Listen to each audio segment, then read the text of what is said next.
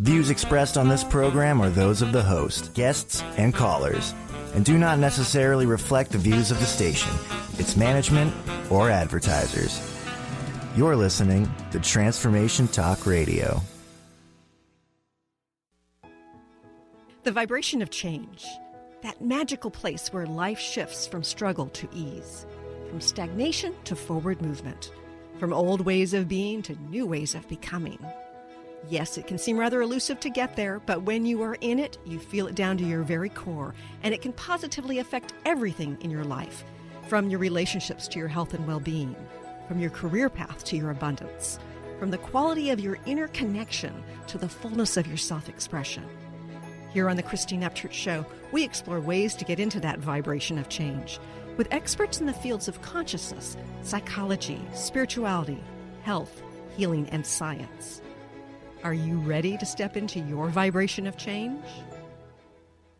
Welcome, everybody. I'm so grateful you're joining us here today on the Christine Upchurch Show. You might be listening live in the Seattle area on 1150 AM KKNW, or perhaps live anywhere around the world on transformationtalkradio.com, or on Facebook Live on my professional page, or after the fact on christineupchurch.com or one of the dozens of podcasts that sends up. But wherever and whenever, I think you're going to be really grateful you joining me here today, because I have a guest here, and I have to tell you, when we booked this guest, I literally did a happy dance.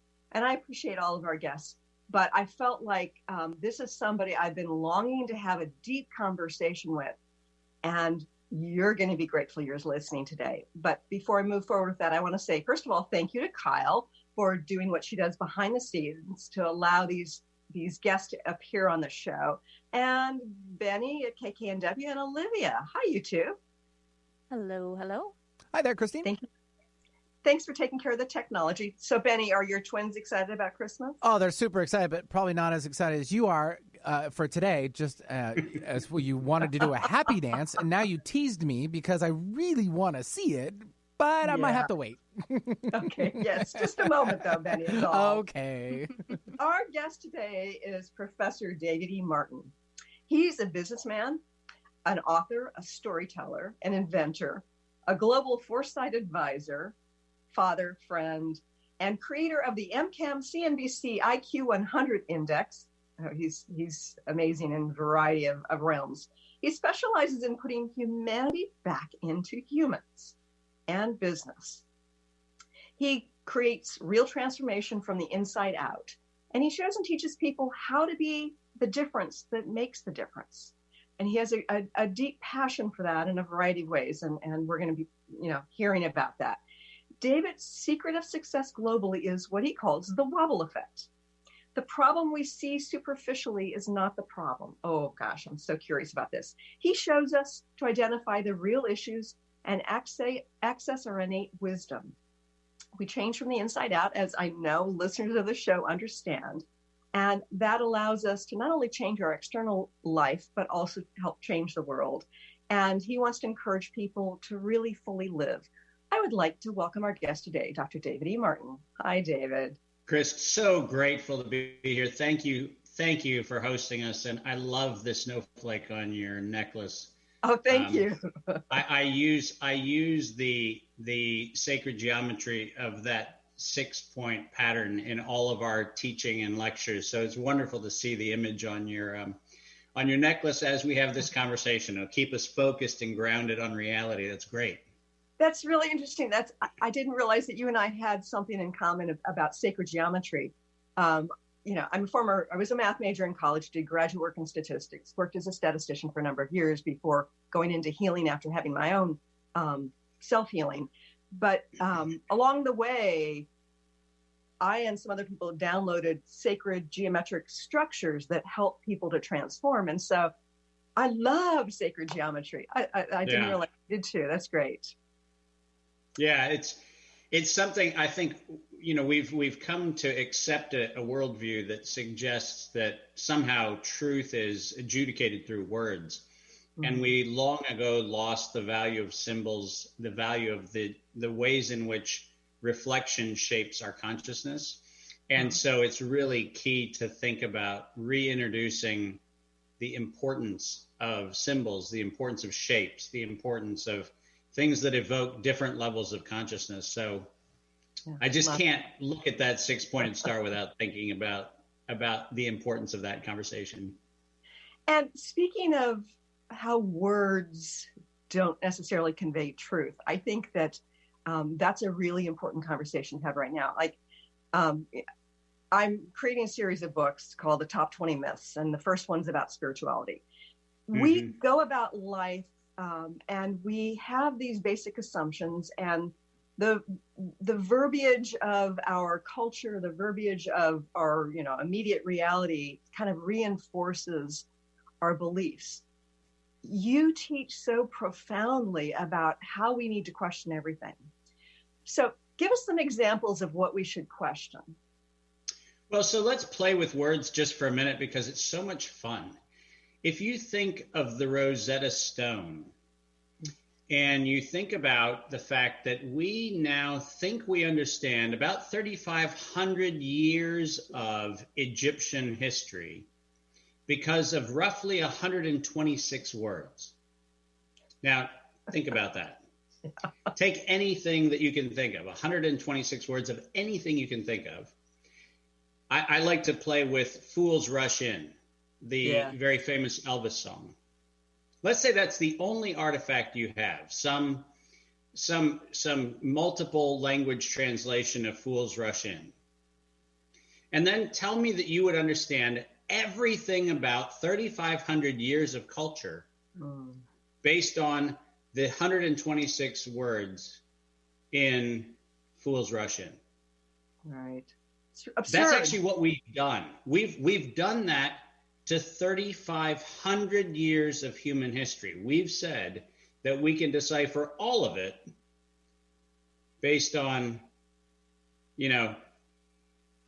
as something as silly as an Elvis song. Now, the reason I use that is because, as you know, it was the Pharaoh of Memphis that actually is attributed to having the Rosetta Stone. Therefore, it makes perfect sense to have the king of Memphis be my metaphor. But you get the joke. The joke is that we pretend to understand using this wonderful mythology of 26 characters. The average human being who is roughly educated has something in the order of 68,000 words that are available to them. But think about how constraining that about there are more than 68,000 interesting interactions of a cell with a nerve and with a muscle. And there are more interactions of life than we have words to describe it. So what we do is we encode this beautiful complexity of life into this pathetic technology called language and then say that we have understanding. And the fact is that we need to re-examine this question of what is understanding. It has to be more than the artifacts of words. We have to have more than 26 degrees of freedom to express the complexity of our thoughts, much less the beautiful complexity of the universe. Right. But too many of us get trapped in this illusion that somehow or another that's enough. And the limiting thing is that when we conflate consciousness with communication, we actually miss the genius of what consciousness is, which is the awakening, the subtle awakening that occurs within each and every moment, where if we're open to it, we can see instruction, we can see confirmation, we can see criticism, we can see all of these things happen, but we can only do it if we're not obsessed with having to make it land in the blog post or in the podcast or in the whatever it winds up being. It is a richer world than that, and we harm ourselves by putting it in too tight of a box. And I found that the box goes beyond the words. The box has to do with where we are observing the moment from. Yes. I had done a TEDx talk about the benefits of feeling like an outsider. And it's the sort of thing where that to us can feel terrible because we're tribal beings, right? And yet it's a very powerful place to be because we don't have preconceived notions then. We're able to kind of step outside of our perspective momentarily, at least, to experience it. So how do we go about in that moment-to-moment basis to experience, all that is as we can access it through human form, without sort of keeping it in that box that you talk about?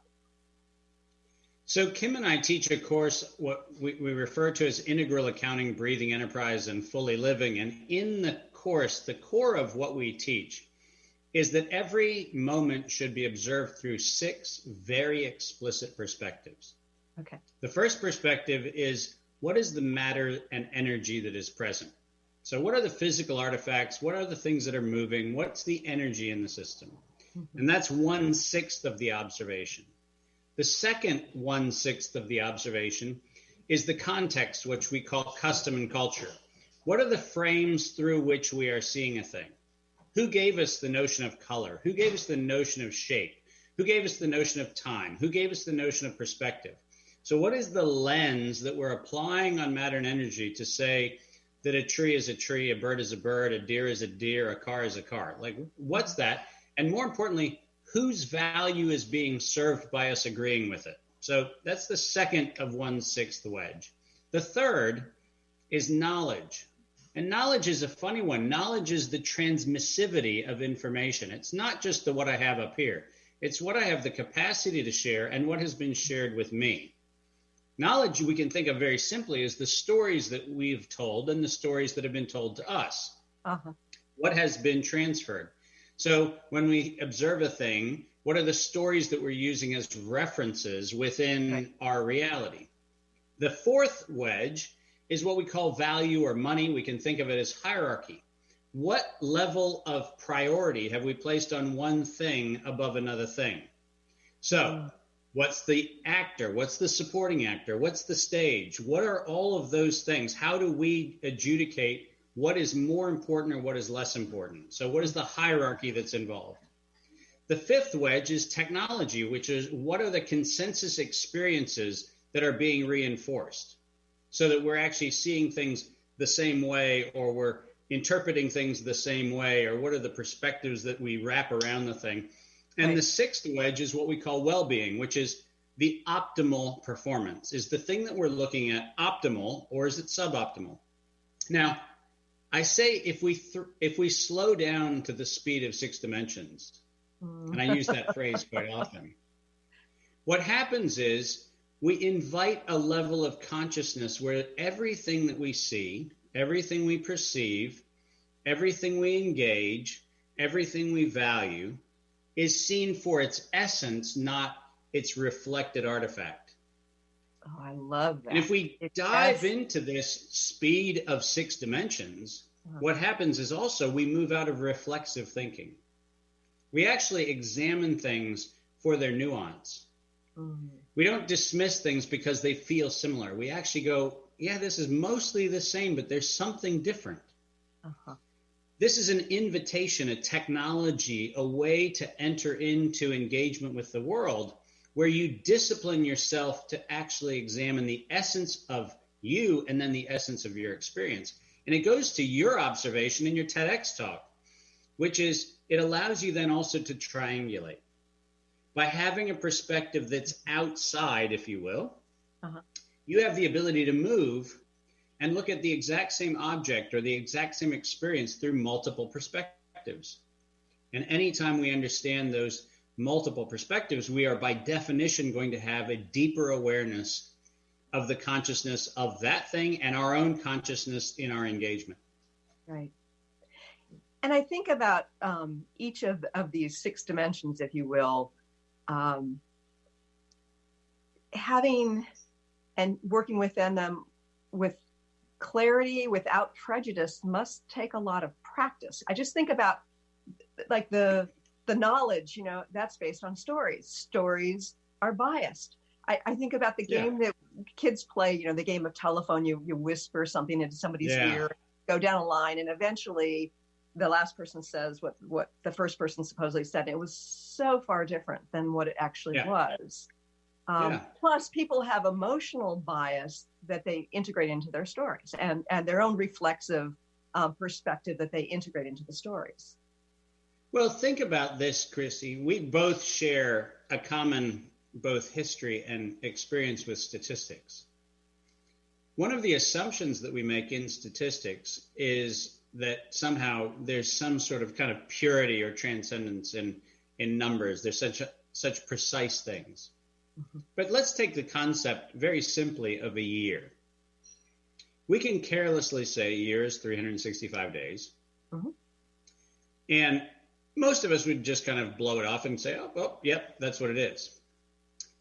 But it actually isn't. It's 365 and a quarter, right? We have the leap year thing. So we have that little nuance, which is kind of important. Uh-huh. But are all years the same years? And it turns out that if we look at it the right perspective, a year could be defined as the passage of seasons. Mm-hmm. The exact same word may, in fact, have a divisor of 4 elements, the seasons. It may have a divisor of number of days. It may have a context in terms of genealogy or in terms of mortality, which is a fraction of a life. So the exact same thing, right? Think about this. The year between when you were 4 and 5 versus for you and I, the difference between, say, 49 and 50. Uh-huh. Were those the same moments? And it turns out that they're not the same moments either, even though chronologically we would say they might occupy the same space. Mm. And the mistake, even when we get to the precision of numbers and measurement, is we often take it out of context. A year that I might be struggling with depression or a job loss or a whatever else, maybe a very different year than a year when everything is going swimmingly, right? It may feel different. And so I think sometimes we get caught up in the tyranny of precision, but we lose the mercy of context. Right. And I think we need to hold those sometimes in tension, because most of us think that at least something is objective fact. And the fact is, even fact is subjective. Yeah. The other thing about statistics that is a basic assumption that I've never believed, and that is that there's underlying randomness. Yes, exactly. And it's a great way to kind of work within the framework of statistics to look for causality, to look for effects. But I don't for a moment believe in randomness. Well, and then the comedy of randomness is that if we think of the most classic linear equation, y equals mx plus b, where b is unmeasured error or random occurrence, I find it absolutely comical that that's the only thing we measure to 5 significant digits of precision.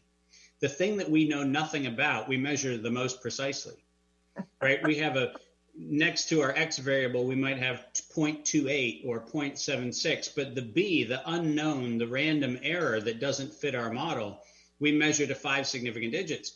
Uh-huh. And I laugh at that, because the idea that we can precisely measure the part that we have no idea what it is actually an indictment in the carelessness we're projecting on the universe. Because to your point, is that random error, or is that a measure of our ignorance and our complacency? Right. And I think that if we actually called it the latter, very few statistics professors would be very happy, because what they would realize is that they're teaching a pattern of indoctrination and causality rather than teaching a method to understand. It's actually a method to confirm a bias, not a method to understand. And those are two very important distinctions. When I was in graduate school, the area of research I was working, I was in like a mathematical department, creating theorems and stuff. And I was in robustness. And robust statistics basically says, okay, so if the assumptions aren't quite met, if things are not as we have this preconceived notion they are you getting a good answer? Are we going to be getting a good answer? And there are different approaches you can take, so that, it's still, having blinders on, because we don't really understand all of our assumptions or the inherent biases, those sorts of things. But at the very least, there are attempts out there to come up with better answers based on these things that we don't understand. Yeah. But I think in totality, one of the things that is a beautiful path to consciousness is to realize that no matter what the structure we're imposing, no matter what the model we're imposing, we are always invited to take a step back and say, what are the assumptions that we're making? Yeah. And if we take that step, and that's why I like using this 6-dimensional model, because in the 6-dimensional model, you're always invited to say, you might have anticipated this set of variables, but you forgot this set of variables. And so right. it takes us past that simple kind of quadratic, factor analysis, and it turns it into this more beautiful expression of, can you slow down to the speed of 6 dimensions and deeply settle into a perception that will inform conscious decisions and will give rise to conscious questions, rather than getting trapped in the reflex of projecting a reified illusion on reality. Yeah. It's funny you said the word illusion, and one of the things that comes to mind is, people talk about how the truth hurts. And I've been saying for a long time, it's not the truth that hurts. It's facing the illusions that we've been buying into, that we have to process and let go of. Because those illusions are abundant. Yeah. And there's a lot of mercy that's required, right? Because we live in a world of credential, and we live in a world of consensus, and we live in a world of confirmation. And so anytime we have any of those 3 C's challenged, it's not really the criticism of it that we're worried about. It's our identity that we're worried about. Because if those assumptions go off, then who am I? What am I? What relevance do I have? Right. So, I think about there's so many things that are connected to identity. And one of them is our tribe, right? It might be our family. It might be our career colleagues. It might be our Facebook friends, whatever it is. Can you talk a little bit about tribalism, its benefits, and its downsides? So I have had the great fortune, and I am so abundantly grateful that I have lived with communities of persistence around the world, largely in the Pacific, some in South America, some in Africa. And I use that term very precisely.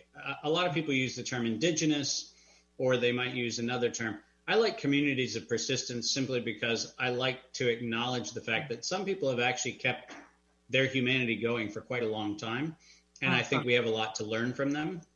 I have lived in actual, what we would call tribes. Okay. And I have spent a lot of time in tribes. And a couple of myths that I think were very important for me to understand through that living experience is, first of all, I've never met a tribe where the family was the atomic identity that we in a kind of more allegedly advanced society think it is. Children are everybody's children. Siblings are everybody's siblings. Mothers and fathers are anybody who is in a caregiving role. Grandmothers and grandfathers are anybody who is in a wisdom role. And it's very fascinating to see inside of an actual tribe that the identity is not about who you were born to. There was no enclosure of the property. There's no enclosure of the beingness. You're actually part of a thing.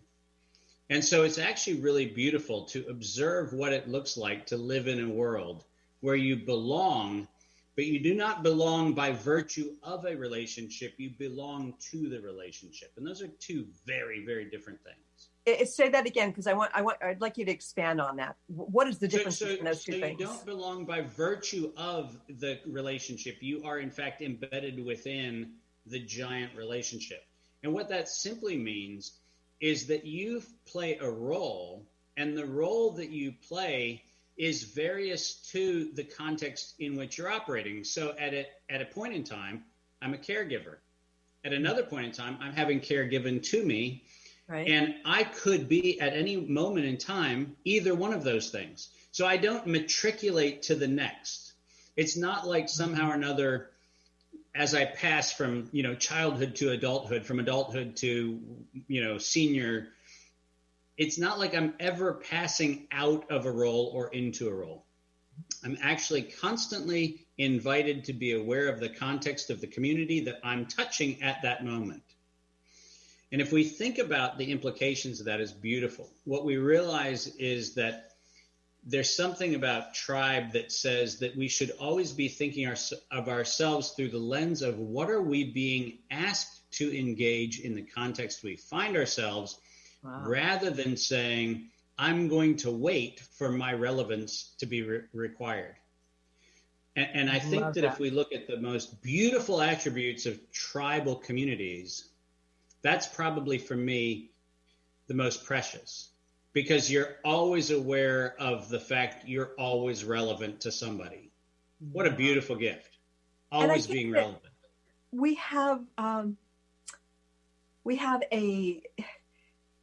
an overabundance of young people in particular, but I think people of all ages who really, really don't feel relevant, don't feel important, don't feel connected to the whole in a significant way. And that's and what a tragedy, right? What a tragedy. Yeah. Because if I have to look for my relevance, the likelihood I even have the tools that would be required to find that relevance is pretty much zero. I'm not going to know what to look for. I'm not going to know where to look. And so I need to be surrounded in an environment where I'm invited to constantly be refreshed in my engagement with what that reality experience is. And it's critical. Now, there's a downside. And I like to actually think of things through the lens of as complete a picture as possible. Yeah. But the downside is that there are very few tribes that I have ever experienced that celebrate innovation. Mm-hmm. I think that if you really examine the majority of tribal behavior, is built around maintaining some sort of status or consensus.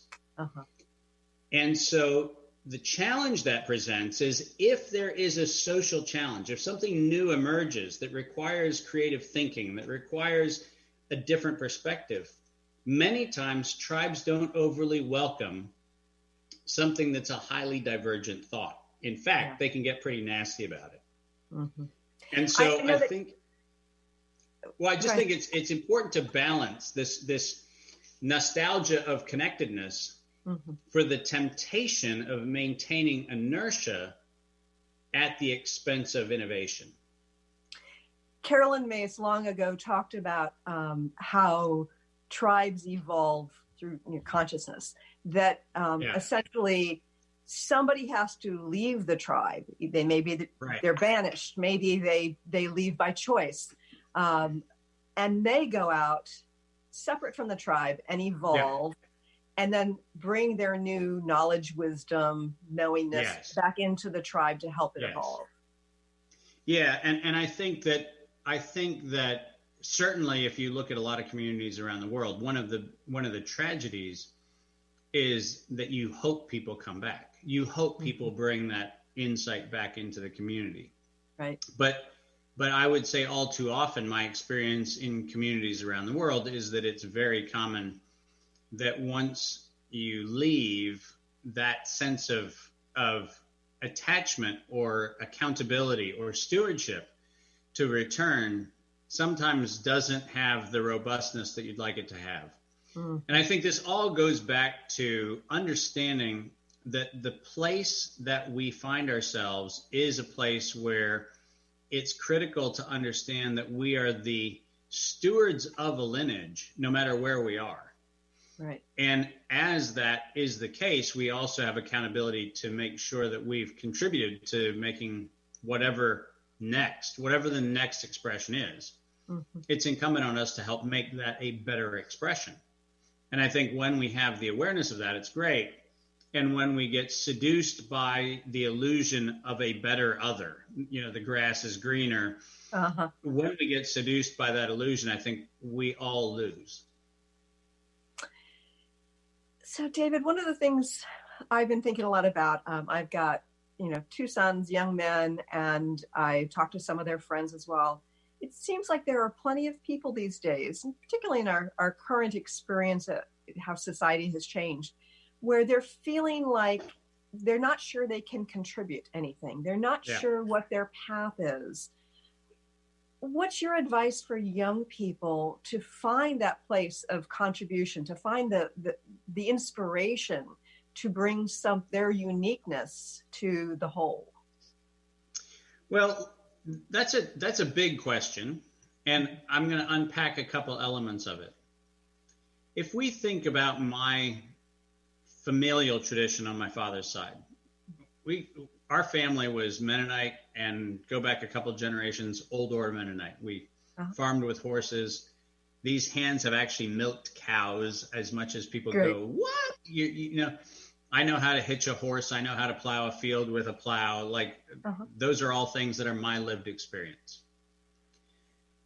If you think about what power was or what energy was in my community, even when I was growing up, we had water wheels.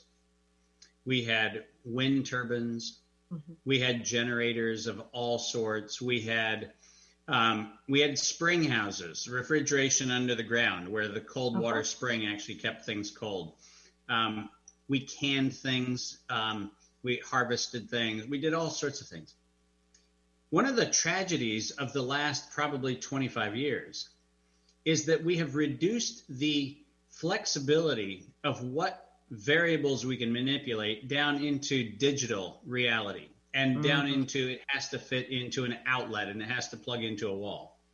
And the fact of the matter is, people say we've advanced technologically, but I would say that 150 years ago on an Amish or a Mennonite farm, when if you needed mechanical energy, you used mechanical things. If you needed, steam energy, you used steam. If you needed wind energy, you used wind. If you needed we actually were more advanced when we had a plurality of sources with which we interacted. Now we're trying to say, be relevant, but make it an app. Yes. Well, here's a tiny thing. Apps aren't relevant. And I'm not saying there aren't relevant apps. I'm just saying that apps as a construct are not a plurality of things. If we go back and look at the inventions pre the Second World War, we had things like, are you ready for this? Flight, internal combustion, telephones. Like, we had things that were really interesting. Now we have iPhone 11s, which were iPhone 10s, which were iPhone 9s or 8s or 7s. So what's happening to a young person in this environment is we are forcing the cumulative creativity of a generation into a smaller and smaller and smaller platform. And the platform has to be electronic, and it has to be digital. And what I encourage every young person to do is re-embrace the analog. Do something where you re-engage the non-electric. And that's not some sort of Luddite, dictum rave against society. It's actually for your own well-being.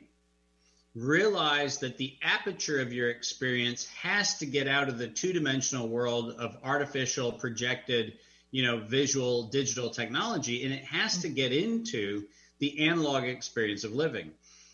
I'll give you an example of what we've done. For many, many years, I've taken groups of people to Reynosa, Mexico. Now, Reynosa is what's called a NAFTA town. It's on the other side of the border from McAllen, Texas.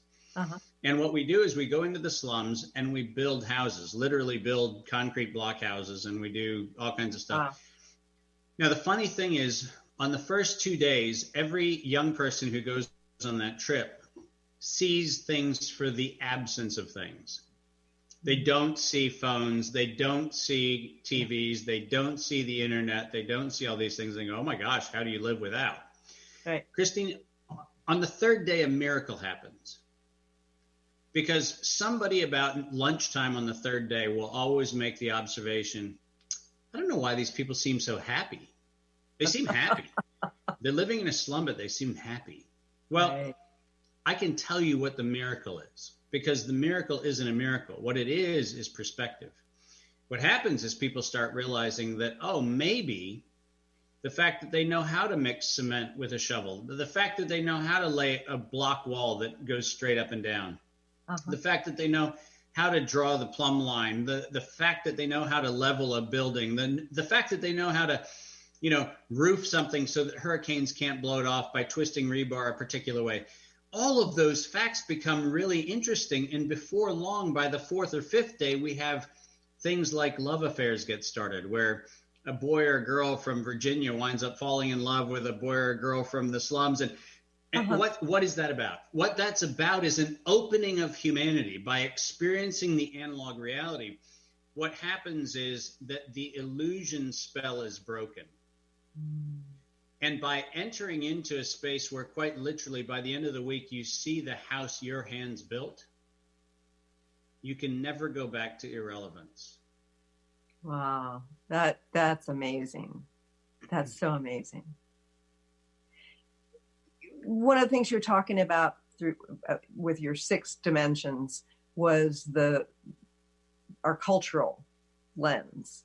And you're talking about an experience within the context of, going from digital to analog, but you're also talking about cultural differences.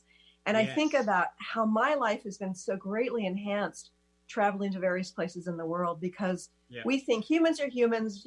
We take for granted that people interact with each other in a particular way, that life looks a certain way.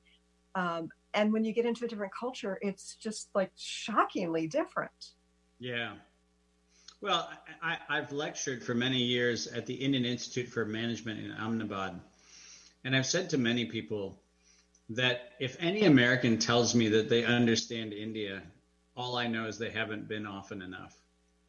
For years, I would go, and the first time it's a novelty. You're in India, you see elephants in the streets, and you see cows wandering around, and you see all this kind of stuff. So the first time is a novelty, and anything is interesting. And then the second time, you go to the temples, and you see all the traditions.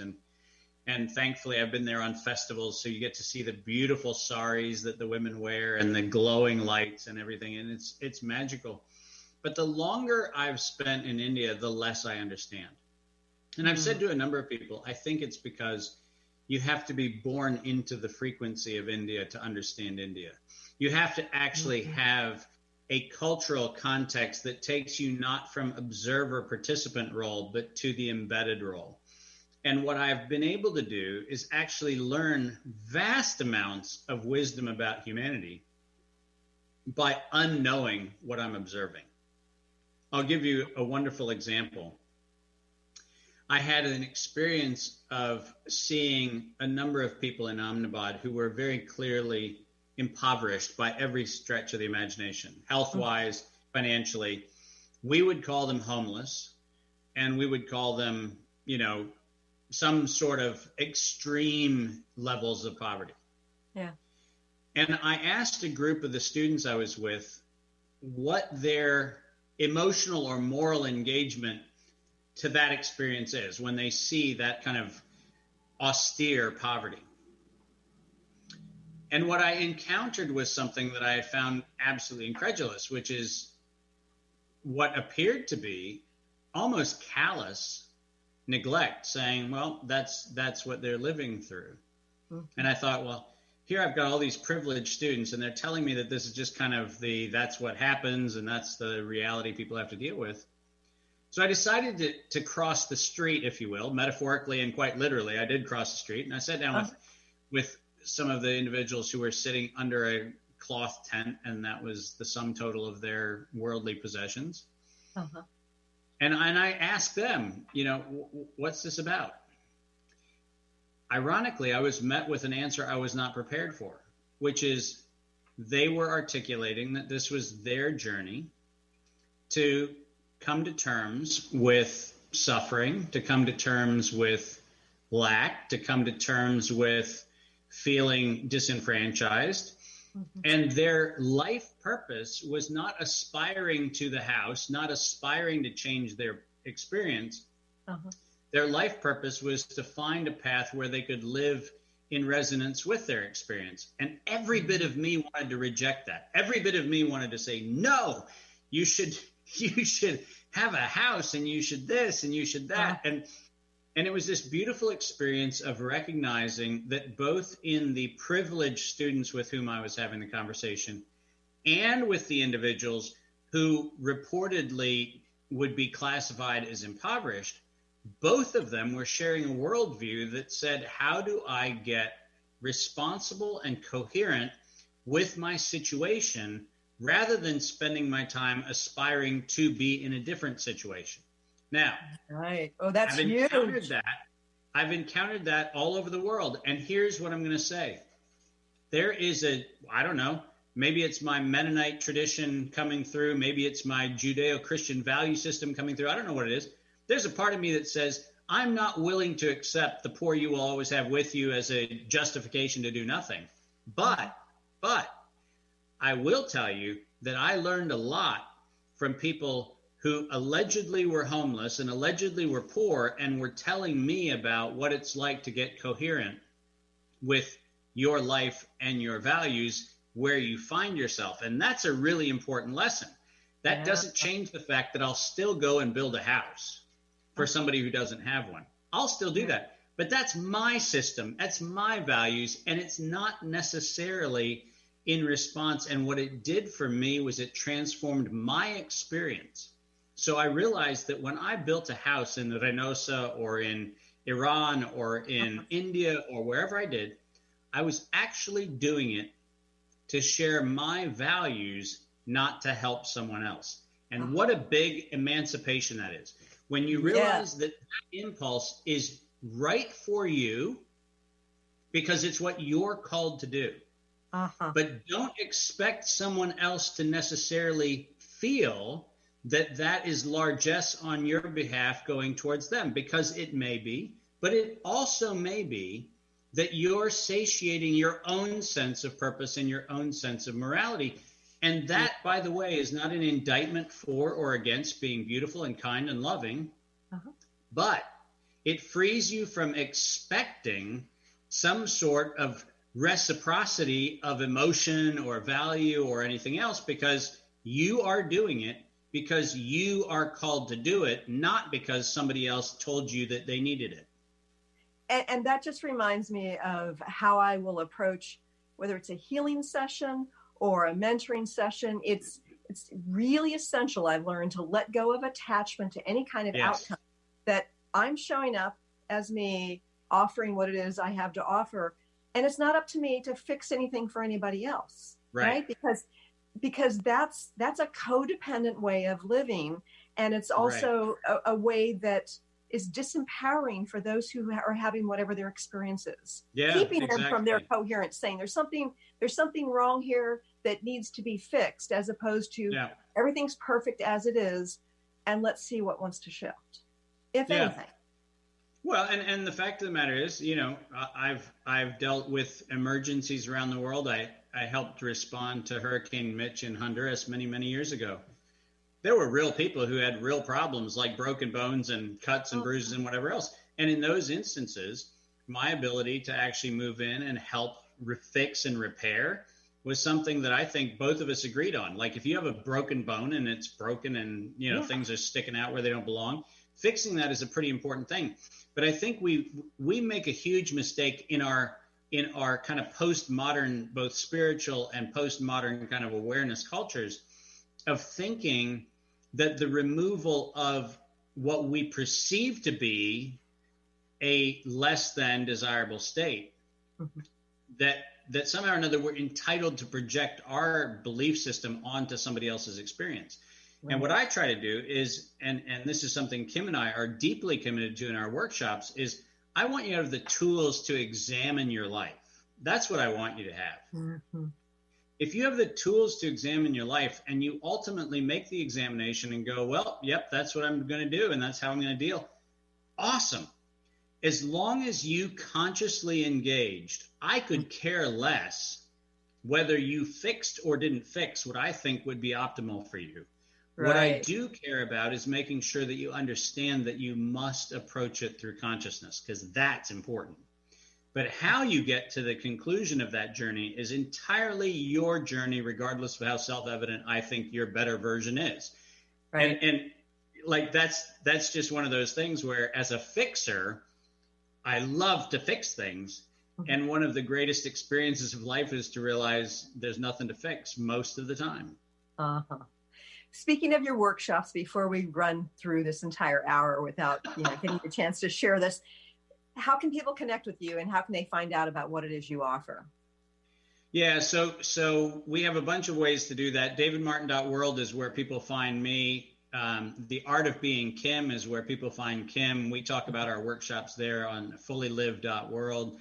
But what we do is we have kind of 3 different programs that we run fairly routinely. We have the Fully Live workshops, which is a deep dive into understanding the agreements you made to come to this life, figuring out the who you really are at your core energetic level. We have a thing called Breathing Enterprise, which is how we engage usually with enterprises, or how we engage with, endeavors that people find themselves drawn into. Sure. And then Integral Accounting, which is kind of just what I would refer to as the basic tools for conscious living. Those things are things that we teach, and courtesy of COVID, thank you for, having this bizarre year that we've had. We've been able to spend a lot of time getting materials prepared for online versions of what used to be just analog experiences of actual workshops. So we had a beautiful partner in Utah, James Purpura at Powerful You, who filmed a workshop, and we turned that into 21 teaching modules. So we're about ready to launch a series which is going to allow people to participate in some of the content in an online interactive session. We're thinking probably about 8-week programs where we'll show some videos and then have some time of interacting with people on a kind of Zoom style interview session. And that's going to be something that we have coming up here in the next few months. Great. Okay, so speaking of our current health situation, political situation, I know that you have played a key role because of your knowledge and your experience with patents. Yes. In 5 minutes or less, can you sort of share your knowledge about, a piece of the puzzle of what's been going on? Yeah, well, listen, I mean, what I try to do is help people explore where there is a deeper examination possible. Sure. And that is that beginning in 2003, officially in our company's first publication, our company MCAM, we published our first piece on the coronavirus and the RT-PCR manipulation in 2003. Most people really weren't paying much attention to this back in May of 2003, but we were.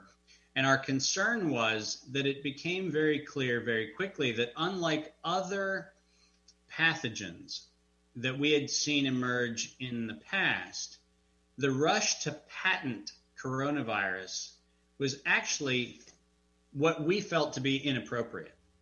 The idea that somehow or another this what allegedly was a pathogen was suddenly the subject of hundreds and then became thousands. Now there's 5,000, 1,100 patents on coronavirus.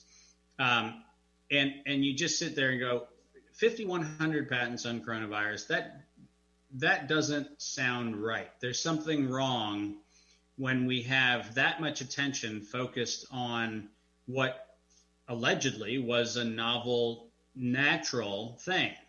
Okay, let me pause for just a second. Ask David, how does that compare to patents on other types of pathogens? Oh, off by an order of magnitude. Okay. So there was a particular obsession with coronavirus, and we've been monitoring for many, many years all of the billions of dollars of research that have gone into amplification of spike proteins and amplification of certain parts of the coronavirus, which are particularly problematic to humans. And billions of dollars. Remember that the National Institutes of Allergy and Infectious Disease, and when you hear that, you think, oh, these would be people who would be concerned with making sure people don't get sick. But hundreds and hundreds and hundreds of patents on how to amplify the pathogenicity of this material. Wow. there's something that feels wrong when you see that. And so we have been publishing, we have been reporting on this for quite some time. And so it was no surprise to us when we started seeing a number of events around the world start to unfold. And we started saying, we know who we expect to see show up in this conversation because we'd been monitoring them for a long time. Right. So we expected to see people who had the RT-PCR show up. We expected to see CDC step up. We expected to see Gilead Sciences bring remdesivir forward. We expected to see Moderna bring mRNA forward. We expected those things because we were watching it. Mm-hmm. And we were also watching the fact that those organizations seem to have disproportionate influence on politicians and on public policy and on public health and on a number of other things. So for us, the patents early on were an indicator of the who we were going to watch. Sure. But then we also started following the money, which is always an interesting proposition. Right. Because when you start following the money, you find out that this was never about public health. This was about a giant wealth transfer. And in fact, it has manifest exactly that. This is an unbelievable amount of enrichment. I mean, if you look at Moderna as an example, the senior executive team at Moderna has been cashing in stock on repeated stock sales as the public announcements of their alleged success go through the roof. The stock value goes through the roof. And rather than betting on their own future, they're liquidating their future. Now, when I see that as a person who's been involved in the markets for many, many years, I look at that and I go, something's not adding up. When investors are exiting and profit taking on the back of a public health crisis, it doesn't feel like a public health issue. It feels like a manipulation of the markets. Right. And whether it's a mix of those things, whether it's more one than the other, is neither here nor there. The fact of the matter is the optics are terrible when you have somebody who is in the role like Anthony Fauci, who says something in public, the market drives those stocks up, and all of a sudden the executives that are holding those stocks take money off the table. Yeah. That feels manipulative, and it feels inappropriate because it is inappropriate. That's why it feels inappropriate. So what we've tried to do, as you know, is we've tried to share this perspective with the world so that others can actually do their own independent inquiry, look into these facts, and realize that there are facts, not opinions. There are facts that are available to people who seek to actually deepen their inquiry and deepen their understanding. Right.